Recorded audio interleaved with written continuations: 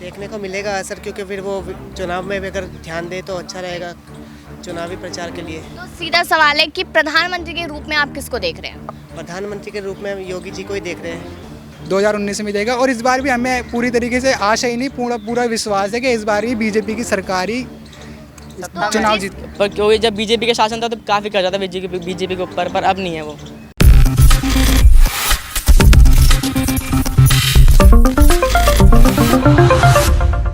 नमस्कार, मैं कशिश और स्वागत है आपका मेरे खास कार्यक्रम राजनीतिक गलियारा में। आज हम यहाँ पर कुछ अलग अलग मुद्दे लेकर आए हैं। मुद्दा है गहलोत पायलट का, मुद्दा है 2024 का, मुद्दा है 24 में प्रधानमंत्री कौन।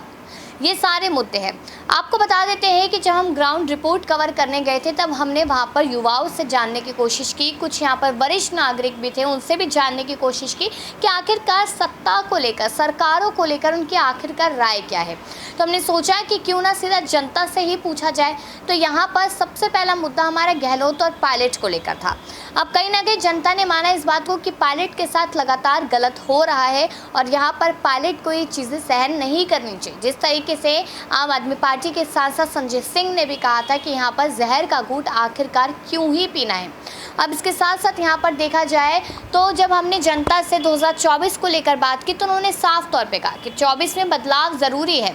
कुछ लोगों ने कहा कि नहीं, यहाँ पर बीजेपी की ही सरकार आनी चाहिए। जब चेहरों की बात हुई यहाँ पर कौन प्रधानमंत्री बने तो लोगों ने साफ तौर पे कहा कि मोदी ही प्रधानमंत्री बनने चाहिए। कुछ लोग कहते नजर आए केजरीवाल ही बनने चाहिए और कुछ लोगों ने ये तक कह दिया कि क्यों ना सचिन पायलट को मौका प्रधानमंत्री के रूप में दे देना चाहिए। यानी कि यहाँ पर सचिन पायलट सीएम तक नहीं बन पा रहे, उनके सीएम बनने के लाले लगातार पड़ते नजर आ रहे हैं और यहाँ पर जनता कह रही है कि उन्हें पीएम बना दिया जाए।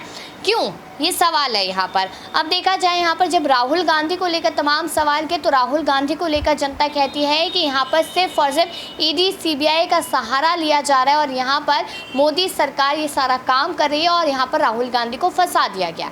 तो कहीं ना कहीं ये भी बातें सामने आई। लेकिन बात अभी हम पायलट की ही कर लेते हैं। देखा जाए यहाँ पर तो पायलट ने अनशन किया, पायलट ने बगावत की, पायलट ने क्या कुछ नहीं किया सीएम बनने के लिए, लेकिन अब उनकी पीएम बनने तक की यहाँ पर लगातार मांगे भी रखी जा रही है। तो यानी कि क्या माना जाए कि यहाँ पर ऐसा कुछ बड़ा फेरबदल देखने को मिल सकता है। जबकि जो तीन चेहरे हैं पीएम बनने की लाइन में वो खुद नरेंद्र मोदी है, खुद यहाँ पर अरविंद केजरीवाल है और राहुल गांधी है। राहुल गांधी तभी चुनाव लड़ सकते हैं जब सुप्रीम कोर्ट की तरफ से उन्हें कोई तोहफा मिले, कोई यहाँ पर राहत मिलती नजर आए, वरना नहीं।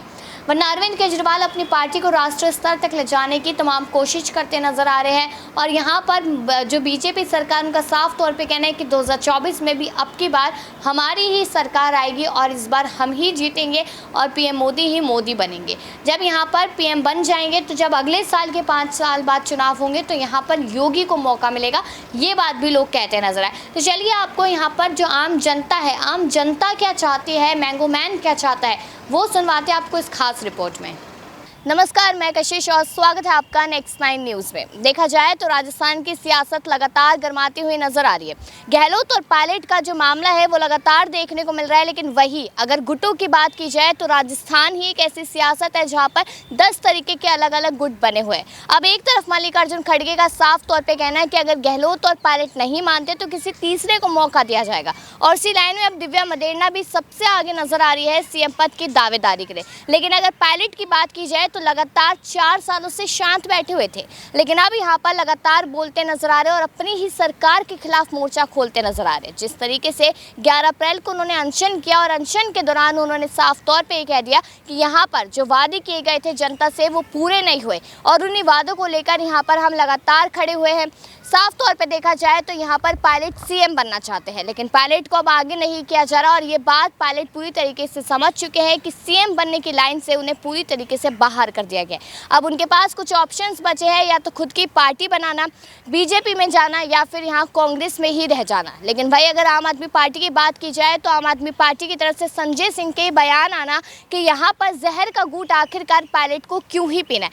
तो हम यहाँ पर मौजूद है सेंट्रल पार्क में और यहाँ पर बहुत सारे लोग मिल रहे हैं, लेकिन यहाँ पर आपसे सवाल सीधा ये है कि अगर देखा जाए कि राजस्थान की सियासत, राजस्थान के चुनाव है और यहाँ पर पायलट को सीएम बनना है, लेकिन यहाँ पर सरकार आगे नहीं कर रही, तो सीधा सवाल ये है कि जो अंतःकलह पार्टी में चल रही है उसकी वजह से कहीं ना कहीं पार्टी कांग्रेस को नुकसान होगा। जी, थोड़ा बहुत नुकसान होगा, क्योंकि पार्टी को तो एक देश के लिए करना पड़ेगा, मतलब तो उनके लिए थोड़ा बहुत तो होगा मतलब पार्टी अगर थोड़ा सपोर्ट करेगी अगर पब्लिक को तो कुछ वो होगा काम। लेकिन अगर राहुल गांधी की बात की जाए तो राहुल गांधी जिस तरीके से भारत जोड़ो यात्रा करते नजर आए और अब चुनाव है, तो क्या राहुल गांधी की यात्रा का असर वहाँ पे देखने को नहीं मिलेगा?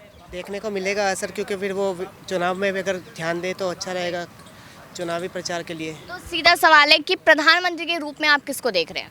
प्रधानमंत्री के रूप में योगी जी को ही देख रहे हैं, क्योंकि यानी कि अभी पीएम मोदी है और मोदी ही चुनाव लड़ेंगे पीएम के लिए, तो आप उन्हें नहीं? अभी तो फिलहाल उन्हें मतलब नेक्स्ट पीएम के अगर बात करें तो मोदी जी ही होंगे, लेकिन उनके बाद अगर कोई पीएम अगर पद पर रह सकता है तो योगी जी ही आ सकते हैं। बिल्कुल इस बात को माना जा सकता है कि कहीं ना कहीं यहाँ पर अगर पीएम पद की भी बात की जाए तो यहाँ पर लोगों की मांग सिर्फ इतनी है कि अगर यहाँ पर बीजेपी है तो पीएम मोदी हो और उसके बाद अगर किसी और को चांस मिले तो योगी हो। अब कहीं ना कहीं यहाँ पर जनता के मन में इसी बात को लेकर सवाल बना है कि आखिरकार राजस्थान, कर्नाटक, मध्य प्रदेश, मेघालय, बाकी जगहों पर जो चुनाव होने वाले उनको लेकर लोगों के मन में आखिरकार क्या सवाल बने हुए हैं। क्योंकि कर्नाटक में हम जिस तरीके से देख रहे हैं तो बीजेपी के नेता पार्टी को छोड़ के कांग्रेस में जाते नजर आ रहे हैं, और वहीं पर साथ ही साथ जिस तरीके से मध्य प्रदेश में देखा जाए तो सिंधिया की बगावत से कितना असर पड़ा था कांग्रेस को वो सबने देखा। कर्नाटक में जोड़ तोड़ की राजनीति की गई, लेकिन अब यहाँ पर लोगों के मन में अभी भी तमाम तरीके के सवाल बने हुए हैं। तो एक सवाल रहेगा यहाँ पर आपसे, आप पीएम पद के चेहरे के लिए किसका चेहरा देख रहे हैं? क्या आप पीएम मोदी को ही देख रहे हैं या राहुल गांधी को?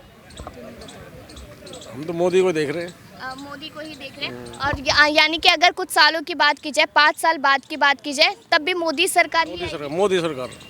मोदी सरकार के ही यहाँ पर लोग कहीं ना कहीं समर्थन में नजर आ रहे हैं। कुछ युवा भी मेरे साथ यहाँ पर है। सीधा सवाल ये रहेगा कि अभी चुनाव होने वाले विधानसभा के, लेकिन अगर लोकसभा चुनावों की बात की जाए तो किसको आप युवा होने के नाते पीएम पद के लिए देख रहे हैं?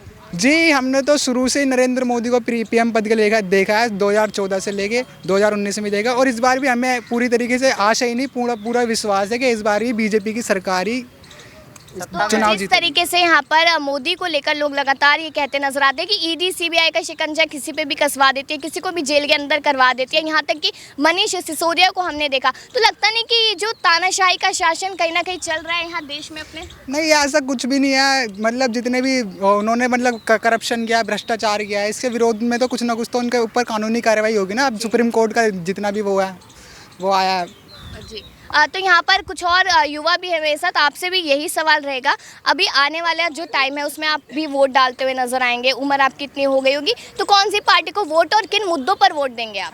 मेरा मानना है कि मैं दूंगा केजरीवाल को, क्योंकि मैं दिल्ली में रहता हूँ तो मेरे हिसाब से उन्होंने काफ़ी काम किया, जैसे स्कूल बनवाए हैं, हॉस्पिटल बनवाए हैं, डिस्पेंसरी बनवाई है।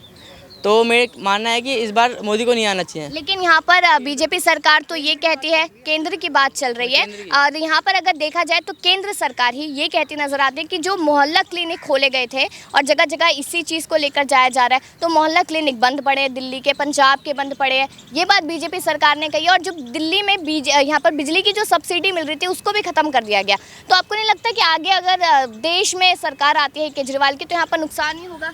मेरा मानना नुकसान तो नहीं होगा, क्योंकि दिल्ली में पहले जितना कर्जा था, कर्जा काफ़ी कम हो गया दिल्ली का जी। पर क्योंकि जब बीजेपी के शासन था तो काफ़ी कर्जा था बीजेपी के ऊपर, पर अब नहीं है वो। मेरा मानना यहाँ पर सब लोग अपनी अलग अलग राय दे रहे हैं, लेकिन अभी तमाम तरीके के सवाल यहाँ पर यही बने हुए हैं कि आखिरकार यहाँ पर बीजेपी सरकार आएगी या नहीं आएगी, क्योंकि राज्यों में चुनाव है, उसके बाद लोकसभा चुनाव भी है, और लोकसभा चुनावों में कौन सी सरकार रिपीट करेगी ये सवाल बना हुआ है। क्योंकि मोदी सरकार लगातार यहाँ पर जीत हासिल करती नजर आ रही 2014 से, और उनके खिलाफ जो भी उतर रहा है वो ईडी और सीबीआई के शिकंजे में लगातार यहाँ पर देखने को मिल रहा है।